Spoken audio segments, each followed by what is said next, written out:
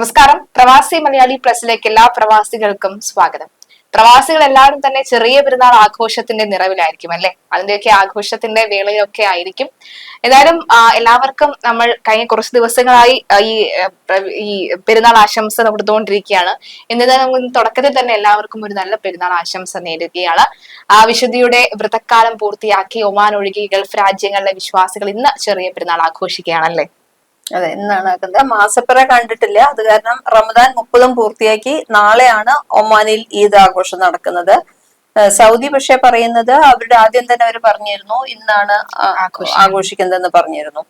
മക്കയിലും മദീനയിലും ജനലക്ഷങ്ങൾ എല്ലാവരും തന്നെ പെരുന്നാൾ സന്തോഷത്തിൽ പങ്കാളികളാകുന്നുണ്ട്. 29 ദിവസം നീണ്ട നോമ്പിന്റെ നാളുകളാണ് ഇന്ന് അവസാനിക്കുന്നത്. വിശുദ്ധ ഖുർആൻ അവതരിപ്പിച്ച മാസത്തിലെ ഓരോ 10ലെയും പുണ്യം നുകർന്നാണ് വിശ്വാസികൾ പെരുന്നാളിലേക്ക് എത്തിയിട്ടുള്ളത്. റിയാദിൽ മാസപ്പിറവി ദൃശ്യമായിട്ടുണ്ട്.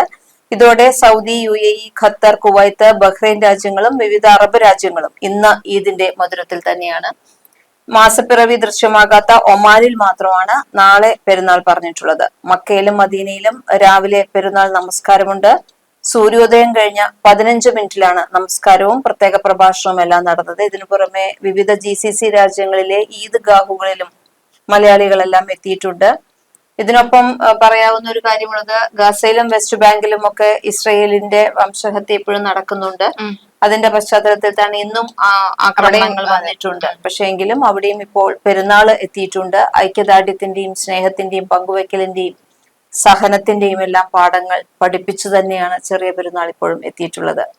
അതുപോലെ തന്നെ പ്രവാസികൾക്കും പൗരന്മാർക്കും ഒക്കെ തന്നെ കുവൈത്ത് അമീർ ഷെയ്ഖ് മിഷാൽ അൽ അഹമ്മദ് അൽ ജാബർ അൽ അഹമ്മദിന്റെ ഈദ് ഉൽ ഫിത്തർ ആശംസകൾ അറിയിച്ച് അമീർ ദിവാൻ എത്തിയിട്ടുണ്ട്. എല്ലാവർക്കും നല്ല ആരോഗ്യവും സന്തോഷവും നിറഞ്ഞ പെരുന്നാൾ അദ്ദേഹം ആശംസിച്ചിട്ടുണ്ടായിരുന്നു. ഈ അവസരത്തിൽ ഈ അമീർ ദിവാൻ കുവൈത്ത് അമീർ, കിരീടാവകാശി, പ്രധാനമന്ത്രി എന്നിവർക്കും അദ്ദേഹം ആശംസകൾ നേർന്നിട്ടുണ്ട്. അമീർ ഷെയ്ഖ് മിഷാൽ അൽ അഹമ്മദ് അൽ ജബാർ അൽ സഹാബിന്റെ വിദഗ്ധ നേതൃത്വത്തിൽ കുവൈത്തിന് കൂടുതൽ സുരക്ഷയും സമൃദ്ധിയും ആശംസിച്ചുകൊണ്ട് ദിവാൻ കുവൈത്തി പൗരന്മാർക്കും താമസക്കാർക്കും ആശംസകൾ അറിയിച്ചിട്ടുണ്ട്. കൂടാതെ ശനിയാഴ്ച ഇന്നലെ തന്നെ കിരീടാവകാശി ഷെയ്ഖ് സബാഹ് ഖാലിദ് അൽ അഹമ്മദ് അൽ സബാഹും ഈദുൽ ഫിത്തർ ആശംസകൾ നേർന്നിരുന്നു. എന്തായാലും വലിയ രീതിയിൽ ഉള്ള ഒരു ആശംസകളൊക്കെ തന്നെ എത്തിയിട്ടുണ്ട്. നമുക്ക് തോന്നുന്നു ഈ ബോണസ് കിട്ടുന്ന പോലെ, നമുക്ക് ഓണത്തിനൊക്കെ ബോണസ് കിട്ടുന്ന പോലെ ഒരു പക്ഷേ പ്രവാസികൾക്കും കിട്ടുന്നുണ്ടായിരിക്കാം. മാത്രമല്ല അവധി ദിവസങ്ങളൊക്കെ തന്നെ ഉണ്ട്. അത് ഈ സുഹൃത്തുക്കളുടെ വീട്ടിലൊക്കെ തന്നെ എത്തും. നമ്മൾ മലയാളികൾ, കേരളത്തിലുള്ളവർ നാളെയാണ് ഇത് ആഘോഷിക്കുന്നത് എന്നുള്ള വിവരവും കൂടി പങ്കുവയ്ക്കുകയാണ്. അപ്പോൾ ഈദിന്റെ നിറവിലാണ് എല്ലാ പ്രവാസികളും. എങ്ങനെയാണ് നിങ്ങളുടെ ഈദ് ആഘോഷിക്കുന്നത് ഒക്കെ തന്നെ കമന്റ് ബോക്സിൽ പറഞ്ഞാൽ നമ്മളും നിങ്ങളുടെ ആഘോഷത്തിൽ പങ്കുചേരാവുന്നതാണ്. ഇനിയുള്ളത് ഒരു നോർക്ക ശുഭയാത്ര വായ്പാ ധനസഹായ പദ്ധതിയെ കുറിച്ചാണ്. വിദേശത്ത് തൊഴിൽ നേടുന്നതിന് ആവശ്യമായ നൈപുണ്യ പരിശീലനം, വിദേശയാത്രയ്ക്കുള്ള പ്രാരംഭ ചെലവുകൾ എന്നിവയ്ക്കെല്ലാം പലിശ സബ്സിഡിയോടെ ധനകാര്യ സ്ഥാപനങ്ങൾ മുഖേന വായ്പ ലഭ്യമാക്കുന്ന ഒരു പദ്ധതിയാണ് നോർക്ക ശുഭയാത്ര പദ്ധതി. ഇതില് പ്രവാസി നൈപുണ്യ വികസന സഹായ പദ്ധതി, വിദേശ തൊഴിലിനായുള്ള യാത്രാ സഹായ പദ്ധതി എന്നീ ഉപപദ്ധതികൾ കൂടി ചേർന്നിട്ടുണ്ട്. 36 മാസ തിരിച്ചടവിൽ 2 ലക്ഷം രൂപ വരെയാണ് അർഹരായ അപേക്ഷകർക്ക് വായ്പയായിട്ട് ലഭിക്കുന്നത്. അംഗീകൃത റിക്രൂട്ടിംഗ് ഏജൻസി മുഖേന ലഭിക്കുന്ന ജോബ് ഓഫറിന്റെ അടിസ്ഥാനത്തിലാണ് വായ്പ ലഭിക്കുക. കൃത്യമായി വായ്പ തിരിച്ചടവുണ്ടെങ്കിൽ 4%, പ്രതിവർഷത്തിൽ 4% പലിശ സബ്സിഡി 30 മാസത്തേക്ക് നൽകും. ആദ്യത്തെ 6 മാസത്തെ മുഴുവൻ പലിശയും നോർക്ക റൂട്ട്സ് വഹിക്കും. Visa stamping, HRD, embassy attestation, immigration clearance, air ടിക്കറ്റുകൾ, വാക്സിനേഷൻ മുതലായവയ്ക്കുള്ള ചെലവുകൾക്കെല്ലാം കൂടി ഈ വായ്പ പ്രയോജനപ്പെടുത്താവുന്നതാണ്. അപ്പോൾ ഇതൊരു വളരെ നല്ല ഒരു പദ്ധതിയായിട്ടാണ് ഇത് കൊടുത്തിട്ടുള്ളത്. തീർച്ചയായും കഴിഞ്ഞ ദിവസം നമ്മൾ വായിച്ച പോലെ തന്നെ പ്രവാസികളുടെ പെൻഷൻ പോലെ തന്നെ അതായത് പ്രവാസ ലോകത്തേക്ക് എത്തിപ്പെടാൻ തീർച്ചയായിട്ടും നിരവധി പേര് അങ്ങനെ ഉണ്ടല്ലേ. പ്രവാസ ലോകത്തേക്ക് എത്തിപ്പെടാൻ വീടിന്റെ പ്രമാണം പോലും പണയം വെച്ച് അതിന്റെ കടം തീർക്കാനായിട്ട് അവിടെ കിടന്ന് കഷ്ടപ്പെടുന്ന അങ്ങനെ നിരവധി ആളുകളെ നമ്മൾ കണ്ടിട്ടുണ്ട്. ഇപ്പോൾ അവർക്കൊക്കെ തന്നെ ഒരു നൈപുണ്യ വികസനത്തിനായി അവരെ പ്രാപ്തിപ്പെടുത്തുവാനും ഒപ്പം അതുപോലെ തന്നെ സഹായമായിട്ട് സബ്സിഡി ആയിട്ടൊക്കെ തന്നെ വളരെ നല്ലതായിരിക്കും. കാരണം കിട്ടുന്ന ശമ്പളത്തിൽ നിന്നും അടയ്ക്കാൻ അവർക്കാർക്കും മടി ഉണ്ടാകില്ല. പക്ഷെ കിട്ടുന്ന ശമ്പളത്തിന്റെ ആ തുക മുഴുവനായി അടയ്ക്കുമ്പോഴാണ് ബുദ്ധിമുട്ടുകളൊക്കെ തന്നെ ഉണ്ടാകുന്നത്. ഏതായാലും നല്ലൊരു കാര്യം തന്നെയാണ്. ഏറ്റവും കൂടുതൽ പൈസ ഇപ്പൊ ഗൾഫിലേക്ക് പോകുമ്പോൾ വരുന്നത് വിസ സ്റ്റാമ്പിങ്ങിന്, എംബസി അറ്റസ്റ്റേഷൻ, ഇമിഗ്രേഷൻ ക്ലിയറൻസിന്, എയർ ടിക്കറ്റുകൾക്ക്, വാക്സിനേഷൻ തുടങ്ങിയ ഒരുപാട് ചെലവുകൾ ഇതുമായി ബന്ധിച്ചു വരാറുണ്ട്. അപ്പൊ അതിനെല്ലാം ഈ ഒരു പൈസ നമുക്ക് ഉപയോഗപ്പെടുത്താവുന്നതാണ്. അതുകൊണ്ട് ഒരു വളരെ നല്ല ഒരു കാര്യം തന്നെയാണ്. തീർച്ചയായിട്ടും പ്രവാസികൾക്ക് ആർക്കെങ്കിലും ഇതുമായി ബന്ധപ്പെട്ട് കൂടുതൽ കാര്യങ്ങൾ അറിയണമെന്നുണ്ടെങ്കിൽ നമ്മളുമായി ബന്ധപ്പെട്ടാൽ മതി. കമന്റ് ബോക്സിൽ അറിയേണ്ടതുണ്ടെങ്കിൽ അതിനെക്കുറിച്ച് വിശദീകരണം അല്ലെങ്കിൽ അതിനെക്കുറിച്ചുള്ള ചോദ്യം നൽകിയാൽ മതിയാകും. ഞങ്ങൾ അത് വിശദമായി തന്നെ പരിശോധിച്ച ശേഷം നിങ്ങളിലേക്ക് എത്തുന്നതായിരിക്കും. അതുപോലെ തന്നെയാണ് പ്രവാസി മലയാളികൾക്കിടയിൽ എല്ലായ്പ്പോഴും നമ്മൾ കേട്ടൊരു പേര് നിമിഷപ്രിയ എന്ന പേര്. നിമിഷപ്രിയയെ കുറിച്ച് ഓർക്കുമ്പോഴൊക്കെ നമുക്ക് എപ്പോഴും ഓർമ്മ വരുന്നത് ആ 3 വയസ്സുള്ള മകളാണ്. ഇപ്പോൾ 6 വയസ്സിന് അടുത്തേക്ക് എത്തിയിട്ടുണ്ട് ആ മകൾ. നമ്മൾ മലയാളി വാർത്ത എല്ലായ്പ്പോഴും നിമിഷപ്രിയയുടെ കുടുംബത്തോടൊപ്പം സംസാരിക്കുകയും ഓരോ കാര്യങ്ങൾ അപ്ഡേറ്റ് ചെയ്യുകയും ചെയ്തിട്ടുണ്ട്. ഇപ്പോൾ ഏറ്റവും ഒടുവിൽ ഇതാ നിമിഷപ്രിയയ്ക്ക് ഒരു ഫോൺ സന്ദേശം ലഭിച്ചിട്ടുണ്ട്. നിമിഷപ്രിയയുടെ വധശിക്ഷ നിമിഷപ്രിയയ്ക്ക് ഈ ഒരു ഈദ് ഉൽ ഫിത്തറിന്റെ ആഘോഷം കഴിഞ്ഞാൽ, പെരുന്നാളിന്റെ ഒരു ആഘോഷം ഒക്കെ കഴിഞ്ഞു കഴിഞ്ഞാൽ ആദ്യം ചെയ്യാൻ പോകുന്നത് യമൻ ചെയ്യുന്നത് നിമിഷപ്രിയയുടെ വധശിക്ഷ നടപ്പിലാക്കും എന്നുള്ള വാർത്തയാണ്. നിമിഷപ്രിയയാണ് ഇത് സന്ദേശമായി അയച്ചിരിക്കുന്നത് എന്നുള്ളതാണ്. പക്ഷെ ഇവിടെ വ്യക്തതയില്ല എന്നാണ് പറഞ്ഞത്. കാരണം അങ്ങനൊരു ഇത് വരാനുള്ള യാതൊരു സാധ്യതയും ഇല്ല എന്ന് യമൻ ജയിൽ അധികൃതർ തന്നെ പറഞ്ഞിട്ടുണ്ട്. കാരണം ഇപ്പൊ ഒരു നിർദ്ദേശങ്ങളും ഇപ്പൊ ഇതുവരെ വന്നിട്ടില്ല. പ്രത്യേകിച്ച് ഈദ് ഉൽ ഫിത്തർ നടക്കുന്ന ഈ സമയത്ത് വധശിക്ഷയെ കുറിച്ചിട്ടുള്ള ഒരു അറിയിപ്പ് ഒരു കാരണവശാലും വരില്ല എന്ന് പറഞ്ഞിട്ടുണ്ട്.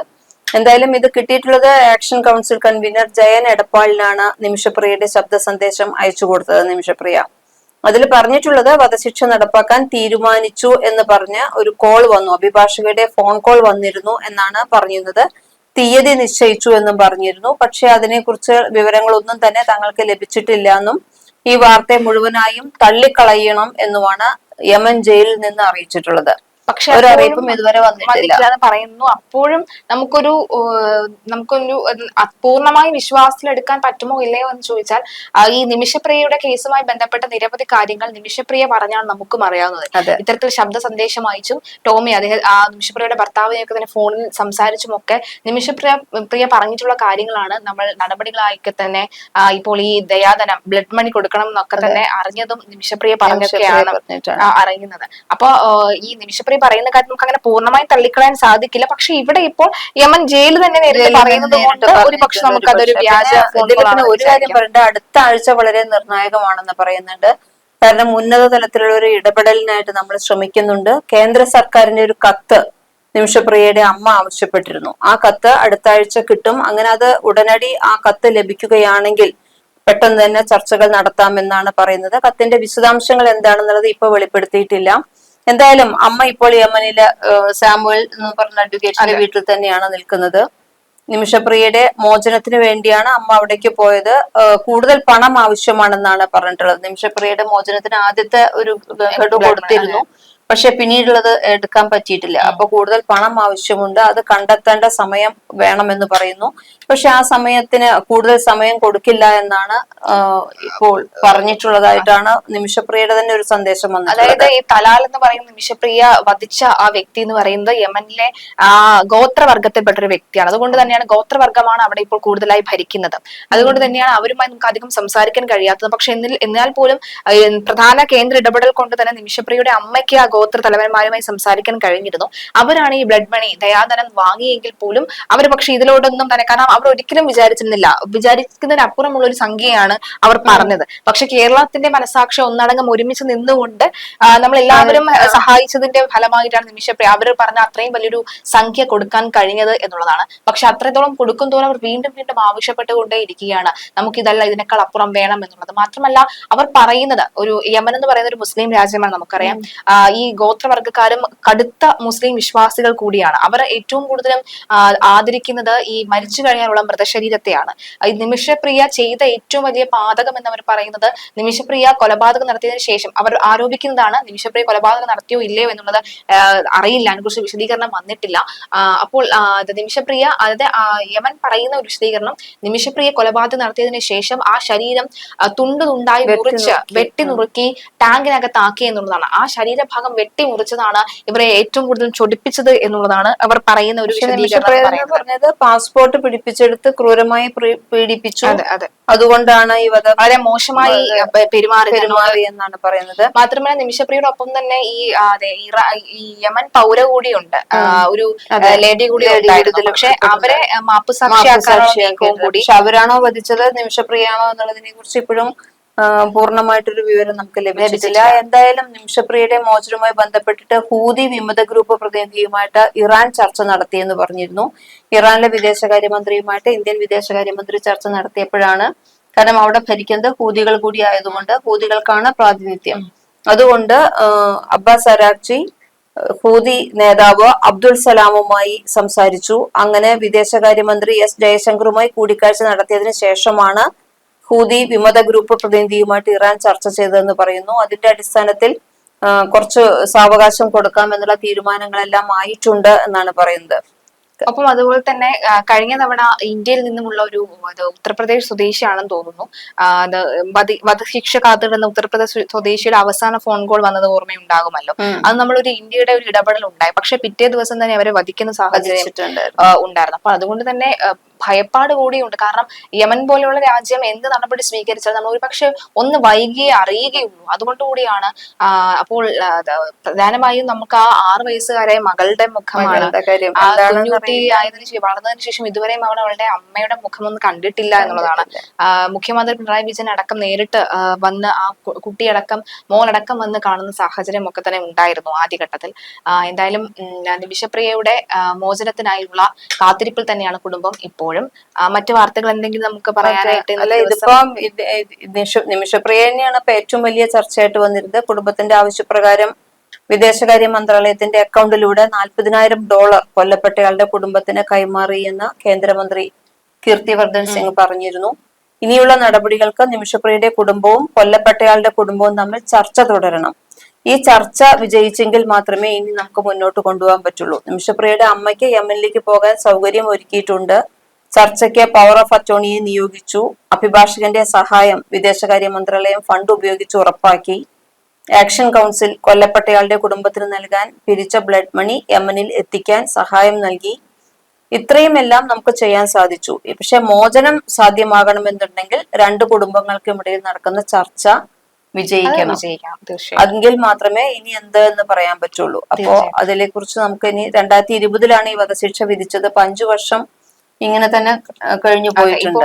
നിമിഷപ്രിയ ജയിലിലെ നഴ്സായി തന്നെ ശുശ്രൂഷയൊക്കെ നടത്തി, ജയിലിലെ തടവുകാർക്ക് ശുശ്രൂഷയൊക്കെ നടത്തിയാണ് ഇപ്പോൾ കഴിഞ്ഞു പോയിക്കൊണ്ടിരിക്കുന്നത് എന്നുള്ള വാർത്ത നിമിഷപ്രിയയുടെ ഭർത്താവുമായി സംസാരിച്ചപ്പോൾ നമുക്ക് മനസ്സിലാക്കാൻ കഴിഞ്ഞ കാര്യമാണ്. മലയാളി വാർത്തയോട് തന്നെ മുമ്പ് അദ്ദേഹം പ്രതികരിച്ചിട്ടുണ്ട്. എന്തായാലും അദ്ദേഹം പിന്നീട് ഇപ്പോൾ പ്രതികരിക്കുന്നത് വല്ലാതെ കുറഞ്ഞിട്ടുണ്ട്. കാരണം മാനസികമായി വല്ലാതെ തളർന്നിരിക്കുന്ന ഒരു അവസ്ഥയാണ്. തീർച്ചയായിട്ടും പ്രവാസി മലയാളികൾ ഒന്നടങ്കം നിമിഷപ്രിയയെ കാത്തിരിക്കുകയാണ്. അതുപോലെ തന്നെ അബ്ദുൾ റഹീമിന്റെ കാര്യവുമല്ലേ, ഓരോ ദിവസവും അബ്ദുൾ റഹീമിന്റെ കേസ് ഇങ്ങനെ മാറ്റിവെച്ച് കാരണം ബ്ലഡ് മണി മുഴുവൻ കൊടുത്തു കഴിഞ്ഞു. ആ കേസിൽ ഇങ്ങനെ രണ്ടാമത്തെ ഘട്ടം എന്നൊന്നുമില്ല, ബ്ലഡ് മണി മുഴുവനും തന്നെ നമ്മൾ ചോദിച്ച അത്രയും രൂപ നമ്മള് ദിവസങ്ങൾക്കുള്ളിൽ തന്നെ കേരളം ഒന്നിച്ച് എടുത്തത് കൊടുത്തിരുന്നു. യൂസഫ് അലി ഉൾപ്പെടെ അതിന് വലിയ രീതിയിൽ സഹായിച്ചിട്ടുണ്ടായിരുന്നു. ബോബി ചെമ്മണ്ണൂർ എല്ലാവരും. പക്ഷെ അത് കൊടുത്തെങ്കിൽ തന്നെയും ഓരോ ദിവസവും കേസ് നീട്ടിവെച്ചു എന്ന് മാത്രമാണ് അറിയുന്നത്. അപ്പോ അബ്ദുറഹീമിന്റെ ഉമ്മയൊക്കെ അവിടെ ചെന്നിരുന്നു, കാണാൻ സാധിച്ചു എന്നും ഇല്ല എന്നും 2 അഭിപ്രായങ്ങൾ വരുന്നുണ്ട്. എന്തായാലും ഈ 2 മലയാളികളുടെ മോചനവും നമ്മൾക്ക് ഒരു വേദനയായിട്ട് തന്നെ ഇപ്പോഴും നിലനിൽക്കുകയാണ്. മോചിപ്പിക്കട്ടെ എന്നുള്ളതാണ്. പെരുന്നാളിന് ശേഷം ഇവരുടെ കേസുകളിൽ അന്തിമ തീരുമാനം ഉണ്ടാകാനുള്ള സാധ്യതയുണ്ട്. ഏതായാലും പ്രവാസികളെയും അവരുടെ കുടുംബത്തെയും കണ്ണീരിൽ ആഴ്ത്താതെ തന്നെ നല്ലൊരു വിധി തന്നെ ആയിരിക്കട്ടെ എന്ന് ആശംസിക്കുകയാണ്. ഒപ്പം ഇതെല്ലാം മാറ്റിവെച്ച് പ്രവാസികളുടെ ആഘോഷ നിമിഷം കൂടിയാണ് കടന്നു പോയിക്കൊണ്ടിരിക്കുന്നത്. അപ്പോൾ ഒന്നുകൂടി നേരുകയാണ് എല്ലാവർക്കും ചെറിയ പെരുന്നാൾ ആശംസകൾ. നാളെയും ഒക്കെ തന്നെ ആഘോഷിക്കാനുള്ള ദിവസവും കൂടിയാണ്. എനിക്ക് തോന്നുന്നു ഇന്നൊക്കെ തന്നെ വലിയ പ്രാർത്ഥനകൾക്ക് ശേഷം സുഹൃത്തുക്കളുടെ വീട്ടിലും ബന്ധുക്കളുടെ വീട്ടിലൊക്കെ പോകുമ്പോൾ തന്നെ ഇന്നലെ എല്ലാം നമ്മൾ പറഞ്ഞിരുന്നു എവിടെയൊക്കെയാണ് മറ്റേ ഗതാഗത തടസ്സമുള്ളതും മഴയുള്ള സ്ഥലങ്ങളും എല്ലാം പറഞ്ഞിരുന്നു. അതെല്ലാം നോക്കി വളരെ നന്നായിട്ട് തന്നെ യാത്ര ചെയ്യുക, സുരക്ഷിതരായിട്ടിരിക്കുക.